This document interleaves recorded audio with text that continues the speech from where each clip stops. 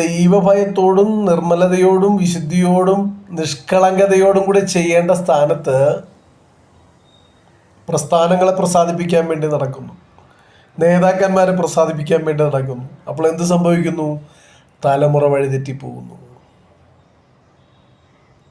ദൈവത്തെ സ്നേഹിക്കുന്നവർക്ക്, നിർണയപ്രകാരം വിളിക്കപ്പെട്ടവർക്ക് സകലവും നന്മയ്ക്കായി കൂടി വ്യാപരിക്കുന്നു തിരുവെഴുത്ത് നാം വായിക്കുന്നു. ദൈവത്തെ സ്നേഹിക്കുന്നവർക്ക്, നേതാക്കന്മാരെ സ്നേഹിക്കുന്നവർക്കൊന്നല്ല.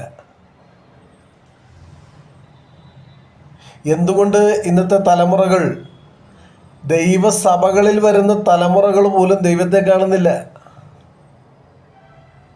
പലരും ആത്മഹത്യ ചെയ്യുന്നു, പലരും പിന്മാറിപ്പോകുന്നു, പല കുഞ്ഞുങ്ങളും ക്രിമിനലുകളായി മാറുന്നു. അവരെ ക്രിമിനലുകളാക്കാനുള്ള പശ്ചാത്തലങ്ങൾ ഒരുക്കി കൊടുക്കുന്നു.